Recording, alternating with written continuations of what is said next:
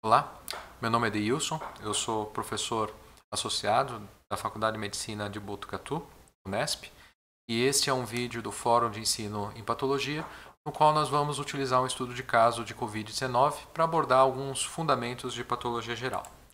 Então, nesse vídeo, inicialmente vamos apresentar os principais achados e evolução clínica de um caso de Covid-19, para então brevemente falar sobre alguns processos patológicos gerais relacionados, com foco na resposta celular e tecidual ao fenômeno de hipóxia, redução da quantidade disponível de oxigênio para perfusão tecidual, e a inflamação e o processo de reparo tecidual. Ao longo do vídeo, vamos buscar estabelecer algumas correlações clínico-patológicas entre os processos gerais aqui apresentados e a evolução clínica da paciente. Então, o caso é este, de uma mulher de 52 anos, afrodescendente. Ela é cozinheira numa instituição de longa permanência de idosos e apresentou um mal-estar progressivo há 7 dias, com tosse seca, adinamia, calafrios, espirros e dor de garganta há 3 dias. Nas últimas 24 horas, ela procurou o atendimento médico com dificuldade respiratória. É obesa, pode-se ver pelo índice de massa corpórea de 31, e tem a diabetes mellitus tipo 2. Importante, o pai é hipertenso e, na ocasião, ele já estava internado na enfermaria com diagnóstico de Covid-19 em estágio grave.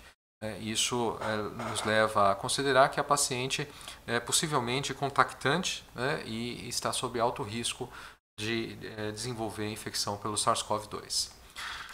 Então, na admissão dessa paciente, ela se apresentou taquipneica, com 30 inspirações por minuto, também taquicárdica, 110 batimentos por minuto, uma pressão arterial baixa, 90 por 60 milímetros de mercúrio, e com febre, 38,5 graus.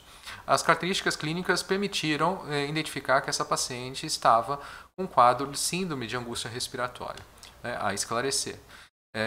Foi efetuada a internação para correção dessa situação, um destaque para o exame aqui de gasometria, que indicava a paciente ter uma concentração parcial de oxigênio baixa em sangue periférico, indicando aí o estabelecimento de um processo de hipóxia dos tecidos, a saturação de oxigênio em torno de 85,6%, o que levou à opção de internar a paciente em unidade de terapia intensiva com ventilação mecânica, utilização de drogas vasoativas para fomentar a perfusão tecidual e antibiótico terapia como prevenção para um quadro, por exemplo, de infecção bacteriana em pulmão. Foi efetuada uma análise de amostra de suave nasal dessa paciente pela técnica de PCR em tempo real quantitativa, que permitiu a confirmação da infecção por SARS-CoV-2 pela detecção do genoma viral. Por outro lado, o exame imunológico resultou negativo, tanto para IgM como para IgG, pelo teste rápido, e assim como também não houve positividade para influenza. Então, o quadro aqui se insinua como um quadro efetivamente de Covid-19, confirmado pela detecção viral, e o que convém a gente destacar nesse quadro clínico e de internação inicial é a situação de hipóxia que a paciente apresenta. E lembrando que quando nós temos uma situação de hipóxia, os tecidos estão prejudicados em termos do fornecimento do oxigênio para suas atividades metabólicas mais básicas, que envolvem a produção de energia. Isso afeta o processo de fosforilação oxidativa, com repercussões que podem ser identificadas pelas alterações histopatológicas que os tecidos vão apresentar. Por exemplo, quando a gente analisa ali um tecido renal normal, a gente observa que em relação à situação, por exemplo, dos túbulos, tanto em termos de características tintoriais, forma, as propriedades nucleares, na situação de ausência de perfusão adequada do tecido, por exemplo, por um evento de isquemia, ou por hipóxia, que não seja aí uma situação de prejuízo completo do fornecimento do oxigênio, né, você passa a ter alterações que ainda oscilam, né, no âmbito das alterações reversivas, mas que indicam ali um desequilíbrio hidroeletrolítico causado pelo comprometimento de sistemas ATP dependentes. Né? E isso leva à modificação nos fluxos de íons, né? Como a gente pode reconhecer do conhecimento da patologia geral, desse fenômeno que chamamos de degeneração hidrópica, e a tumefação celular, né, com repercussão na diminuição da funcionalidade de organelas e de todo o metabolismo celular. Essa situação, entretanto, ainda está, como a gente comentou, dentro do espectro das alterações reversíveis. Entretanto, a manutenção do prejuízo do fornecimento do oxigênio, impossibilitando a manutenção da atividade de organelas, né, e fenômenos dependentes de energia, leva a alterações que inviabilizam, por exemplo, a síntese proteica, né, que inviabilizam a manutenção da integridade de membranas, né, pela síntese e mobilização de fosfolípides, né, para que essas membranas tenham aí a sua dinâmica de reciclagem mantida, e, em última análise, né, pode levar ao comprometimento da integridade genômica da célula ou a integridade de outras organelas críticas, como é a mitocôndria, né, como é o lisossomo, que eventualmente pode acabar derramando o conteúdo no interior da célula e causando a sua lise. Enfim, né, a gente percebe que o tempo, né, em que essa hipóxia ou esse bloqueio, que pode ser total, né, nesse caso com uma isquemia, como está sendo mostrado nesse modelo, levando à anóxia, né, tecidual, o tempo em que essa agressão persiste é fundamental para a extensão da lesão que vai ser observada nos diferentes órgãos e tecidos do paciente, né? Então, isso demonstra para a gente a importância, por exemplo, da intervenção com ventilação mecânica que foi aplicada nessa paciente, além do uso das drogas vasoativas, para corrigir justamente essa situação de perfusão tecidual que está denunciada com os achados clínicos. Por outro lado, né, é importante notar que os tecidos que são agredidos e que acabam tendo consequências em termos de evolução para lesão irreversível, esses tecidos vão desencadear um processo inflamatório subsequente. Né? Para a gente entender, né, essa evolução, convém a gente lembrar que a célula normal, uma vez submetida à agressão, tem essas duas possibilidades. A primeira é que, se as alterações inicialmente reversíveis elas se instalam a ponto de não comprometer de uma maneira importante aquelas organelas ou fenômenos críticos, né, para a biologia da célula, né, para a manutenção da sobrevida da célula, essa situação é passível de ser corrigida com a restauração da condição original, por exemplo, eliminação da agressão, de tal modo que a célula consegue restaurar suas organelas, consegue restaurar sua constituição, e isso se reflete na célula normal, né, e no restabelecimento das condições originais após a cessação da agressão e a célula conseguir voltar às suas funcionalidades mais básicas. Entretanto, né, se você tem, por exemplo, como no caso que foi descrito, se a gente não tivesse uma ação imediata para a correção do fenômeno de hipóxia e isso fosse levado por um tempo demasiado, em alguns tecidos, e isso pode efetivamente ter acontecido em alguns dos tecidos da paciente, as células passam a ultrapassar o que a gente chama de ponto de não retorno, né, em que alguns desses sistemas estão comprometidos de maneira irreversível, e o desfecho final é tipicamente a morte celular por necrose, né, embora em determinados cenários você possa ter também morte celular por outro padrão, que é o padrão da apoptose. Mas vamos então verificar como isso se conecta com algumas repercussões identificadas especificamente nesse caso.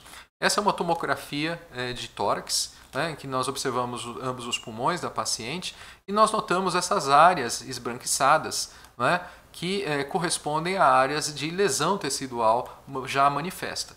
Aliás, o laudo, né, dessa tomografia, em determinado momento, coloca que são observadas áreas de opacidade em vidro fosco. Né? É esse aspecto que a gente está identificando aqui, por exemplo.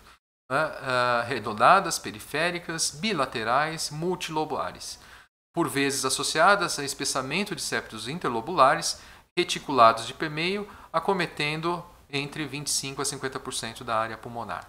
A que se referem essas áreas de espessamento, né, de septos, essas áreas de opacificação de parênquima pulmonar em termos das repercussões teciduais? Quando se a gente tivesse a oportunidade de avaliar em termos as alterações histopatológicas no tecido pulmonar, nós teríamos condições de observar numa extensão variável, dependendo da gravidade da doença, por exemplo, numa grande extensão, eventualmente num paciente que veio a óbito por conta da infecção pelo Covid-19, uma situação de destruição do arcabouço tecidual do parênquima pulmonar, definida por essa destruição difusa dos alvéolos pulmonares. Né? A gente observa que há alvéolos incompletos, né? Há um certo espessamento interceptal, há essas áreas de membranas hialinas, né? E alterações compatíveis com o processo inflamatório instalado. Né? Então, essa situação a gente observa, por exemplo, não só algumas áreas de hemorragia, mas também áreas de congestão, né, vascular, né, que são identificadas como alterações inflamatórias nesse tecido de parênquima pulmonar acometido. Notem que essas áreas de destruição de parênquima pulmonar que a gente está demonstrando nessas imagens gentilmente cedidas por uma colega da Faculdade de Medicina da USP, a doutora Marisa Donikoff, essa destruição de parênquima pulmonar, ela tem essencialmente duas causas fundamentais. Primeiro, efeitos citopáticos diretos ocasionados pelo SARS-CoV-2, né, infectando as células pulmonares e levando aos efeitos que culminam com a morte da célula decorrente do ciclo biológico viral. Por outro lado, né, a infecção viral, né, e isso no sentido mais amplo, né, a infecção da célula, mas também os efeitos dessa infecção da célula em termos de liberação de substâncias, mediadores químicos inflamatórios, por exemplo, acabam desencadeando uma resposta inflamatória que por si só é prejudicial ao organismo e leva a uma extensão da lesão, culminando, por exemplo, nessa alteração que a gente identificou aqui no dano alveolar difuso apresentado à histopatologia. Para que a gente perceba essa situação dos danos secundários à infecção, ou seja, né, que não estejam conectados de uma maneira imediata ao efeito citopático da célula, na célula infectada pelo SARS-CoV-2, é importante a gente resgatar alguns conceitos fundamentais em termos da resposta inflamatória. Nós temos, didaticamente, uma divisão do processo inflamatório em termos de uma inflamação aguda, né, que se instala precocemente, como sendo o primeiro polo desse processo, e o outro polo, né, no espectro de alterações do processo inflamatório, nós denominamos de inflamação crônica. Esses dois polos eles se distinguem em termos de alguns fenômenos biológicos que predominam, né, quando a inflamação é reconhecida como aguda ou como a inflamação é reconhecida como crônica. E estão aqui identificadas essas propriedades fundamentais. É importante notar, entretanto, né, que, como a gente acabou de mencionar, trata-se de um espectro de alterações. Então, as alterações da inflamação aguda, elas vão se modificando ao longo do tempo, de tal modo que em determinado momento a gente já verifique que o processo adquire características de inflamação crônica.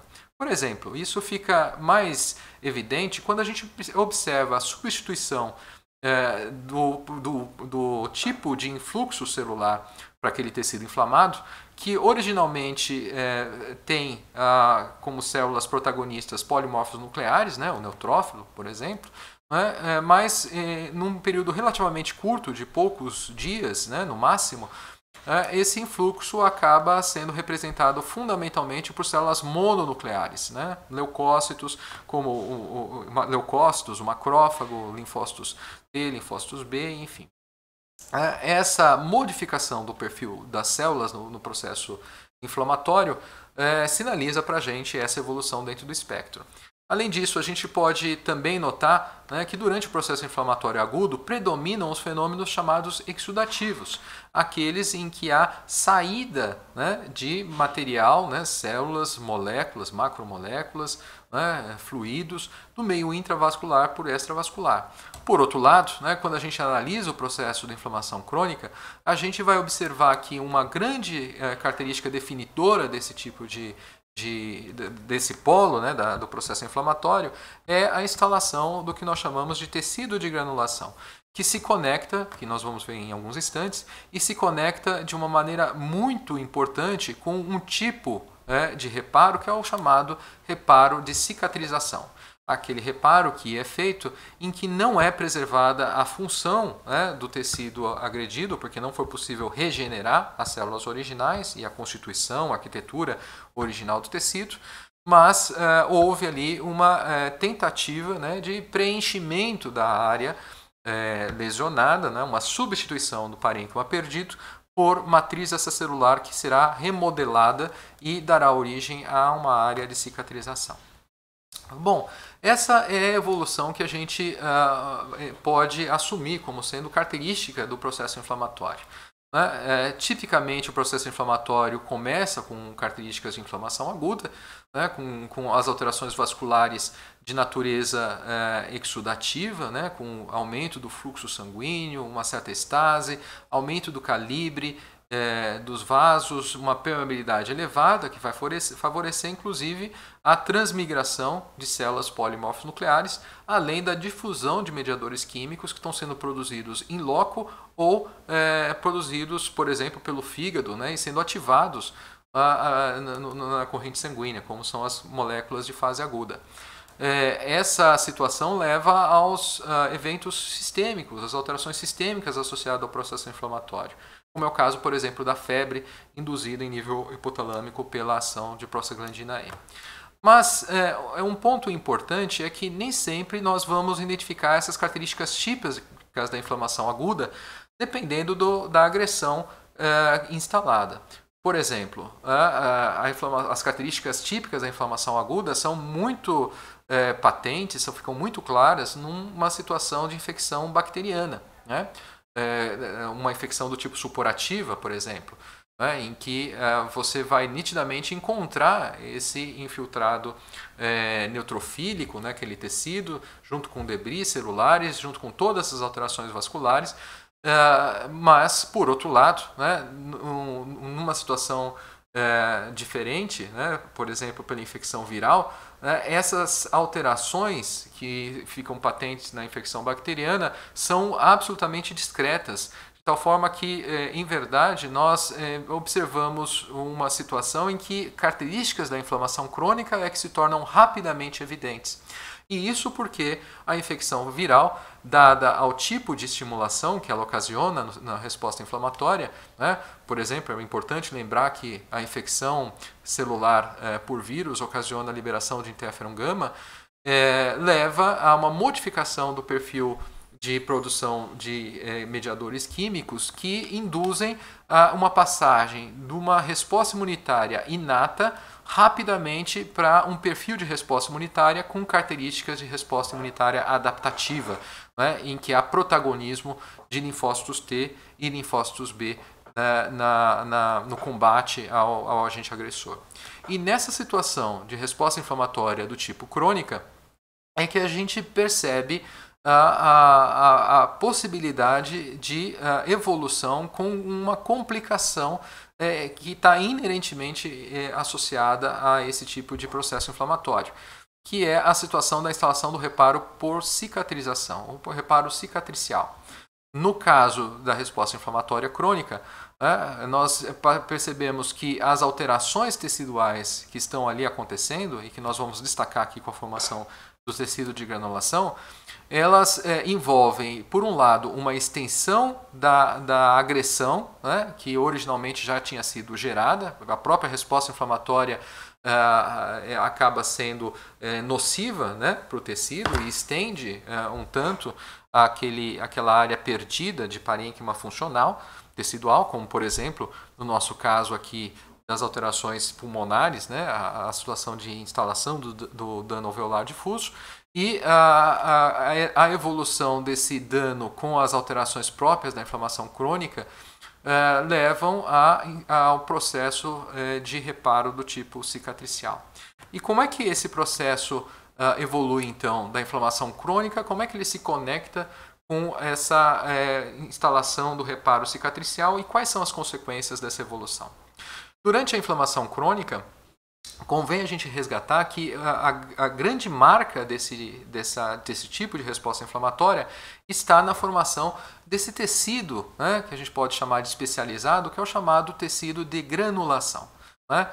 O tecido de granulação, em verdade, é um conjunto de alterações que envolvem vasculatura, que envolve matriz extracelular, que envolve células mononucleares, né, que vão suscitar, né, a remoção dos debris celulares, né, e uma interação muito próxima dessas células para ativação, né, leucocitária, por exemplo, e deflagração da resposta imunitária do tipo inata. Né? Então, aí a interação importante entre macrófagos e linfócitos T, levando essa célula eventualmente mais um perfil de resposta do tipo citotóxica ou resposta humoral, dependendo aí do tipo de agressão instalada. Mas é importante notar que essas interações acabam também suscitando a ativação de células fibroblásticas, né, que são recrutadas ou se diferenciam no tecido, levando aos fenômenos de modificação intersticial, né, aos fenômenos que levam à deposição de matriz extracelular, fundamentalmente com grande deposição de colágeno, né, e subsequentemente a modificação desse colágeno, dessa matriz extracelular depositada com os fenômenos de remodelamento matricial. Né? Em outras palavras, né, nós passamos a observar nessa área do tecido de granulação a instalação do que é efetivamente um embrião da cicatriz, né? Dada que os fibroblastos aqui, os macrófagos, acabam atuando de uma maneira importante, fomentando a deposição dessa matriz que é feita pelo fibroblasto, né?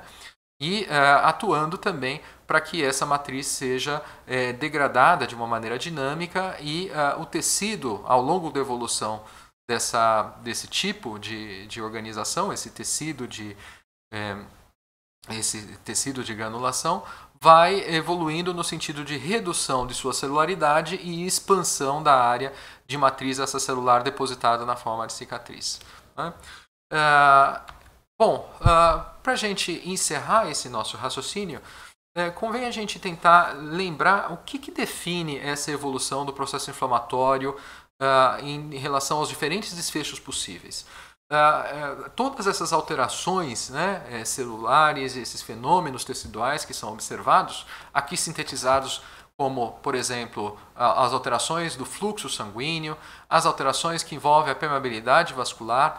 Lembrando que na inflamação crônica, né, nós temos um fenômeno vascular mais específico, né, do que a inflamação aguda, que é a angiogênese, a formação de novos vasos, também entra aí como um fenômeno vascular dentre esses que são mencionados. As alterações que envolvem migração e transmigração leucocitária, bem como os fenômenos que envolvem a ativação das diferentes células, desde o polimorfo nuclear até os diferentes mononucleares que estão atuando na inflamação crônica. Todos esses fenômenos são regulados pelas ações dos mediadores solúveis. Né? E de onde surgem esses mediadores solúveis? Uma fonte fundamental, né, inicial, é a própria célula que está morrendo, né, por frente à agressão. Mas nós também não podemos deixar de considerar, e muito importante aí no cenário de infecção pelo SARS-CoV-2, que a célula, por uma infecção viral, passa a produzir também mediadores inflamatórios decorrentes de uma ativação associada, de uma ativação de sinalização intracelular associada à infecção por patógenos, né? Além de ativação da resposta imunitária decorrente da exposição, né, de peptídeos, né, de antígenos que são processados pela célula infectada e apresentada em MHC de classe 1, em padrão de MHC de classe 1. Muito bem. Num contexto geral, né, a liberação desses mediadores solúveis, inicialmente com um aumento de mediadores do tipo pró-inflamatórios, é que gera os diferentes processos que estão aqui colocados e que vão modificar o perfil de resposta inflamatória do cenário de inflamação aguda para a inflamação crônica. Nesse sentido, convém a gente colocar que a literatura tem demonstrado de uma maneira bastante clara que a síntese de mediadores químicos de resposta inflamatória é absolutamente exacerbada, né, pela resposta, pelos efeitos decorrentes da infecção viral pelo SARS-CoV-2. E isso envolve tanto os mediadores pró-inflamatórios no sentido mais estrito, como mais amplo, porque há também uma importante conexão entre as alterações inflamatórias com as alterações que envolvem hemostasia. E daí a gente perceber que, dentre os fenômenos relacionados às complicações associadas à infecção pelo SARS-CoV-2 e à Covid-19, estão fenômenos tromboembólicos, né, que complicam a situação e levam a um quadro com um potencial desfecho letal no paciente, como, por exemplo, um tromboembolismo pulmonar, um acidente vascular encefálico, como uma alteração secundária a esse fenômeno mais global que está associado às alterações sistêmicas pela infecção pelo SARS-CoV-2 na Covid-19. Mas, enfim, retornando às situações mais gerais, nós temos que esses mediadores solúveis, né, eles tendem a organizar a resposta inflamatória, né, essencialmente em direção, num fluxo em direção à perspectiva de ocorrer ou não, né, a eliminação do agente. Caso esse agente agressor não seja eliminado, né, os mediadores pró-inflamatórios tendem a continuar se acumulando e modificando o perfil de resposta inflamatória para o polo da inflamação crônica. Esse é um desfecho possível, né? E é aquele desfecho em que a extensão da lesão tecidual aumenta e o processo se conecta com o reparo do tipo cicatricial, com as sequelas estruturais e funcionais próprias desse tipo de reparo. Por outro lado, né, numa situação de desfecho mais favorável, né, os mediadores anti-inflamatórios, né, uma vez que o agente agressor foi eliminado, passam a predominar, levando à resolução do processo com a possibilidade de restauração das condições originais. É o reparo chamado reparo de regeneração. É o que a gente desejaria que ocorresse em todo o processo inflamatório. Ele é mais frequentemente observado na resposta inflamatória aguda, né? Acontece de uma maneira mais discreta nos processos inflamatórios crônicos, a depender do tecido, a depender da natureza da agressão, mas é efetivamente a situação desejável porque há a restauração das condições originais de funcionamento e estrutura do tecido. Ainda, né, nós podemos, entretanto, não ter essa evolução para um processo inflamatório crônico com reparo cicatricial ou processo inflamatório com possibilidade instalado, mas cedendo, né, sendo resolvido com um reparo do tipo regenerativo, mas sim uma evolução no sentido em que as ações, né, dessa importante produção de mediadores inflamatórios, os seus fenômenos associados a essa produção, levam a alterações sistêmicas que podem que podem ocasionar óbito do paciente. É o que acontece, por exemplo, numa situação de septicemia, é o que acontece, por exemplo, com as alterações associadas à infecção pelo SARS-CoV-2, numa condição em que a síndrome de angústia respiratória se torna grave e que leva a um dano em diversos órgãos e sistemas, né, um dano importante da função hepática, da função renal, com necrose tecidual, né, e disfunção de múltiplos órgãos e sistemas que eventualmente levam ao óbito. Aliás, a esse respeito é importante a gente resgatar o que a literatura tem chamado de tempestade de citocinas. É justamente nesse contexto que se insere a importância de mediadores inflamatórios, e aí entendido no sentido mais amplo, como sendo realmente protagonistas da evolução clínica e contra os quais a gente procura intervir, tentando minimizar seus efeitos, minimizar a sua produção, para evitar esse desfecho mais letal. Por fim, de uma maneira mais geral, vamos fazendo algumas considerações a respeito desse conhecimento aqui abordado. E podemos dizer, como síntese, que a resposta celular tecidual à agressão ela depende de propriedades constitucionais e situacionais da célula e do estímulo agressor. Ou seja, qual a condição que a célula está no momento em que ela foi agredida, por exemplo, né? A sua condição metabólica, né? Qual é o seu tipo celular, qual é o seu estado de diferenciação, qual é a natureza do agressor, né? Se é uma infecção se é uma infecção bacteriana, se é uma infecção viral, se eventualmente esse estímulo agressor é endógeno, por exemplo, numa resposta autoimunitária, enfim, né, tudo isso vai influenciar no tipo de resposta e nos desfechos possíveis de se obter em termos de lesão reversível ou irreversível. As lesões reversíveis elas ocorrem quando não há comprometimento grave de componentes e processos biológicos críticos da célula. Aí, como a gente mencionou, nós temos mitocôndrias, nós temos a integridade genômica da célula, algumas organelas são particularmente importantes, como é o caso do lisossomo, pode deflagrar uma passagem rápida, né, do ponto de não retorno em direção ao desfecho letal e morte da célula com padrão de necrose. Por exemplo, se esses lisossomos têm as suas membranas rompidas e derramam sobre a célula os seus conteúdos enzimáticos.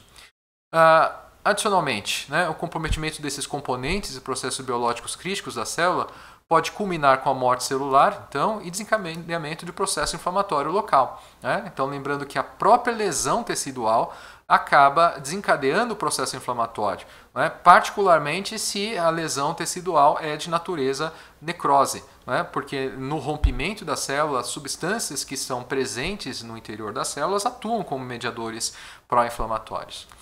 E a agressão crônica associada à inflamação proporciona processos de reparo tecidual, que podem levar a sequelas estruturais e funcionais quando se dá predominantemente como reparo por cicatrização. É o caso daquela situação em que o dano alveolar difuso observado na infecção pelo SARS-CoV-2 evolui com a substituição daquele parênquima que originalmente era funcional e permitia a hematose, né, a troca dos gases, em nível de alvéolo pulmonar. Agora esse parênquima pulmonar passa a ser substituído por áreas de fibrose e em que essa hematose não é mais adequada e isso vai repercutir em função respiratória prejudicada e diminuição da quantidade disponível de oxigênio para perfusão tecidual. Bom, eram essas as nossas considerações gerais para esse nosso vídeo, né? Espero que tenham considerado produtiva. Agradeço a atenção e nos vemos numa próxima oportunidade. Obrigado.